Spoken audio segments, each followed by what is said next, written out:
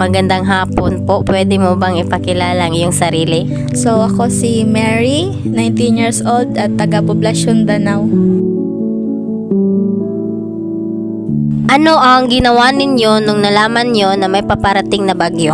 Ang ginawa namin is kanang before naabot ang bagyo ni landfall or before gid nasud ang bagyo sa Pilipinas kay kanang nag-prepare mi og mga pagkaon syempre nya ang among give safety ang mga important things nga para di mabasa masalibuhan, then nagkuan pud mi nag-andam pud mig mga safety nga para magamit namo after sa bagyo, especially kanang burnout na. So, noong dumating ang bagyong Tino, ano ang pangyayari na inyong naranasan?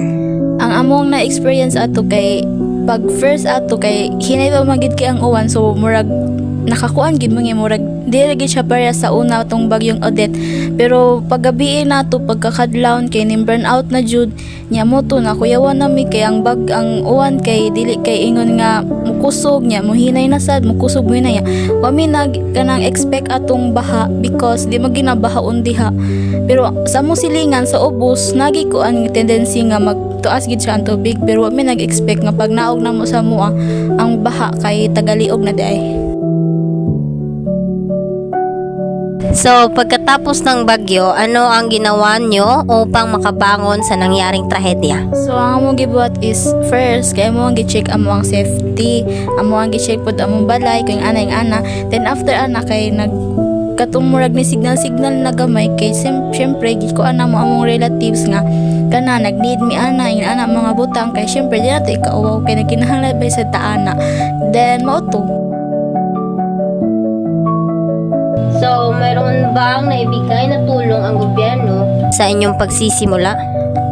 Oh, kanang nanghatag sila kanang sa mga relief goods, mga tubig kay mo ginailisod sa amoa ang tubig nya relief goods sad kay kato nga time wala gid kay naninda, so nakatabang gito namo siya.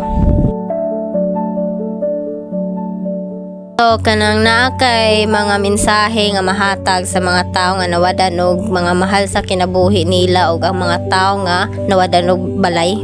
So lisod kay mawad-an og mahal sa kinabuhi ug balay, pero hinaot nga sa kalisod nagyapon mo'y makita nga paglaom. So dili ra mo nag-inusara, daghan ra og mutabang ninyo. So, ano ang aral na iyong nakuha pagkatapos ng bagyo?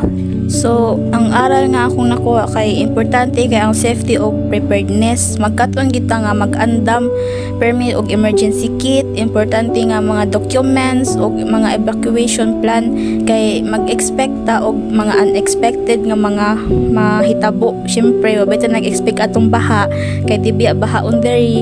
So, mao to.